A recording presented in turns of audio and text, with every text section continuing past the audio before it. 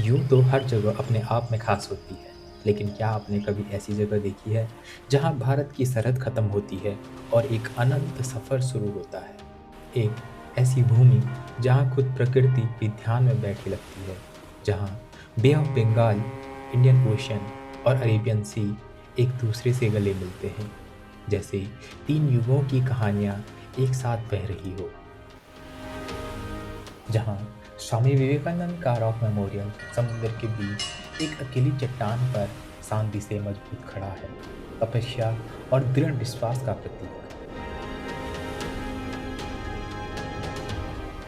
जहाँ तिरुवल्लुवर जी की 133 फुट ऊंची मूर्ति आसमान को छूने की कोशिश करती है और जहाँ का सनसेट देखने के लिए लोग दूर दूर से आते हैं, क्योंकि यहाँ सूरज डूबता नहीं, यहाँ सूरज इतिहास रचकर जाता है। ये है आपका Kanyakumari, the last southern point of India, the land of golden सन।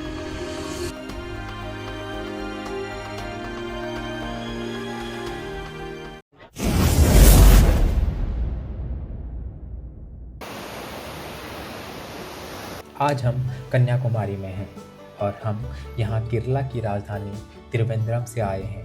ये सफ़र सिर्फ डिस्टेंस का नहीं था, ये एक संस्कृति से दूसरी संस्कृति तक का सफ़र था। और अगर आपने मेरा पद्मनाभ स्वामी मंदिर का ब्लॉग नहीं देखा तो ऊपर आई बटन पर क्लिक करके ज़रूर देखिए। तो दोस्तों अभी हम हैं कन्याकुमारी, जो आपका केरला में पड़ता है, और हम हैं उस टिप पे जो साउथ में जो सबसे लास्ट पॉइंट है इंडिया का। इसके नीचे भी है, लेकिन वो आपके आइसलैंड्स वगैरह हैं, लेकिन जो इंडिया का जो लैंड मास है उसके अभी हम साउथ मोस्ट पॉइंट पे हैं। ये है आपका कन्याकुमारी। अभी हम शाम के समय कन्याकुमारी पहुँचे हैं, जब हवा में नमक की खुशबू होती है और आस्था की आवाज़ तेज हो जाती है।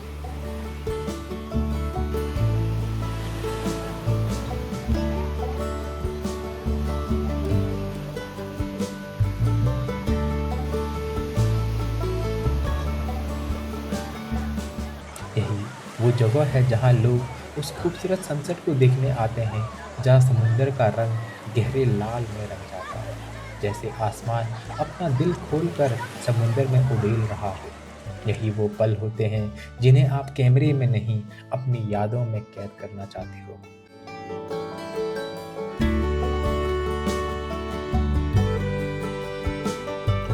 समुंदर के किनारे ये बड़ी बड़ी लहरें आपसे कुछ कहना चाहती हैं। इनके अंदर की जो आग है, जो शोर है, वो सिर्फ आवाज़ नहीं, वो चेतावनी भी है और शक्ति का प्रदर्शन भी। जब ये तेज़ लहरें पत्थरों से टकराती हैं तो आपको एहसास होता है कि ये समुंदर सिर्फ सुंदर नहीं, बेहद शक्तिशाली है।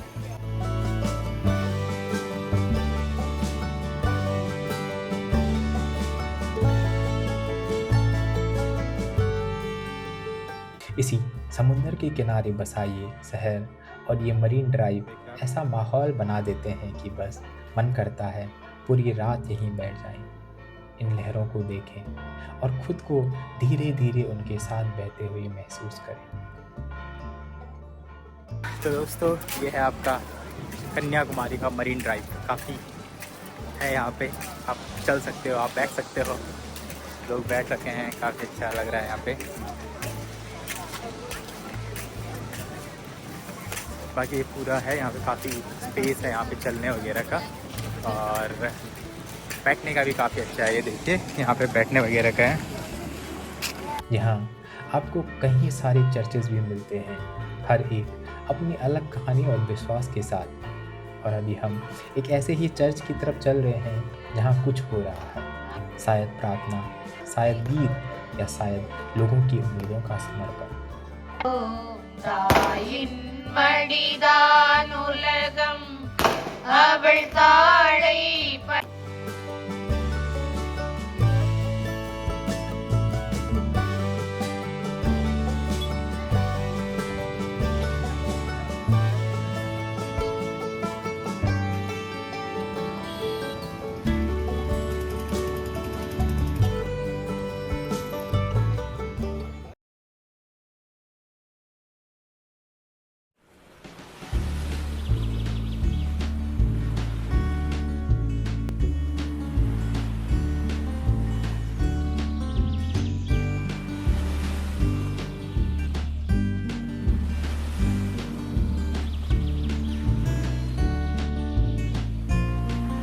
आज हमें जाना है विवेकानंद रॉक मेमोरियल। ये जगह ज़मीन से करीब 500 मीटर दूर है और यहाँ तक पहुँचने का एक ही जरिया है, फेरी।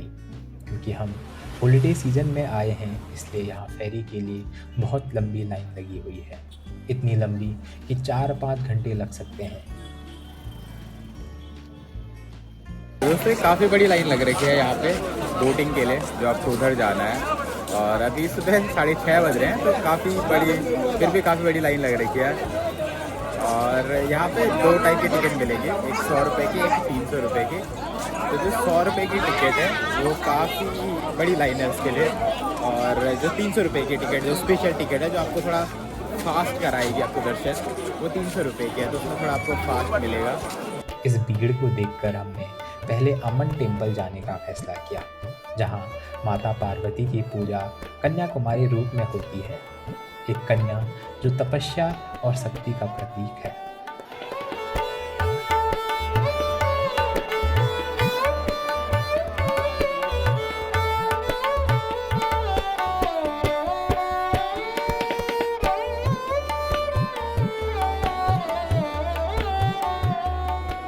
ये मंदिर बिल्कुल समंदर के बगल में माता पार्वती को समर्पित है। यहाँ लहरों की आवाज़ और घंटी की धुन एक साथ सुनाई देती है, जैसे प्रकृति भी पूजा में शामिल हो गई।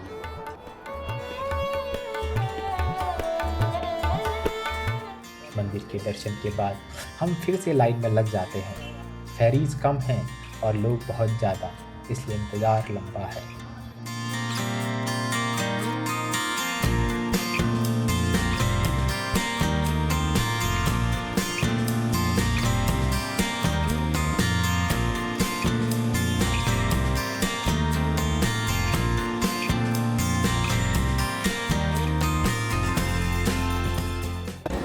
दोस्तों आप अगर इधर आते हो तो आप ऑनलाइन टिकट ज़रूर करिएगा।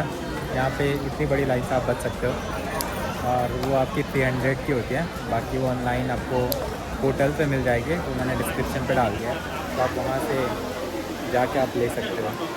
लगभग 3:30 बजे हम फेरी में बैठते हैं और निकल पड़ते हैं उस रॉक की तरफ जहाँ इतिहास ने ध्यान लगाया था। ये मेरा पहला फेरी का सफ़र था। दिल के अंदर एक अलग ही एक्साइटमेंट थी। मैं बिल्कुल किनारे वाली सीट पर बैठकर समुंदर को और करीब से देख रहा था। लहरें, हवा और वो अनजानी सी खुशी। सिर्फ 10 मिनट में हम उस चट्टान पर पहुंच जाते हैं जहां विवेकानंद रॉक मेमोरियल बना हुआ है।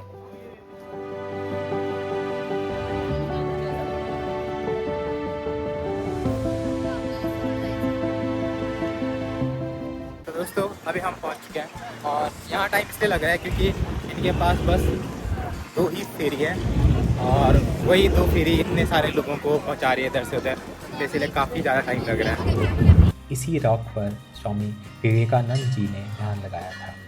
आपने उनका वो प्रसिद्ध स्पीच सुना होगा, Sisters and brothers of America.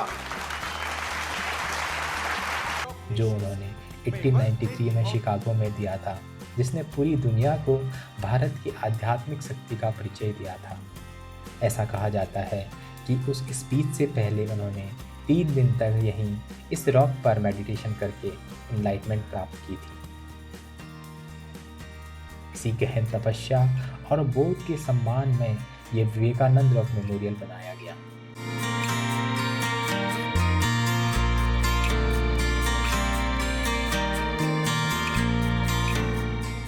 अंदर दोस्तों स्वामी विवेकानंद जी की एक मूर्ति है, और काफ़ी बड़ा हॉल है, वहाँ पे आप बैठ वगैरह सकते हो। बैठने का नहीं, बट आप जाके दर्शन वगैरह कर सकते हो। इसके बिल्कुल पास ही स्थित है तिरुवल्लुवर जी की 133 फुट ऊंची मूर्ति, जहां तक पहुंचने के लिए हमें ग्लास ब्रिज से होकर जाना होता है। दोस्तों ये आपका ये ब्रिज है जो यहाँ टेम्पल को तिरुवल्लुवर से जोड़ता है, और ये ग्लास ब्रिज है आप, और इसके नीचे देखिए आप पूरा देख सकते हो। ये मूर्ति 133 फुट ऊंची है, और इसके पीछे भी एक गहरा अर्थ छुपा है। तिरुवल्लुवर जी ने तिरुकुराल नाम की एक पुस्तक लिखी थी, जिसमें 133 चैप्टर हैं, जो वेल्थ, गवर्नेंस, लव और वर्च्यू जैसे विषयों पर आधारित है। उनका योगदान सिर्फ साहित्य तक सीमित नहीं था, बल्कि जीवन जीने की कला तक पहुंचता है। ये मूर्ति उनके इसी महान कार्य को अमर करती है।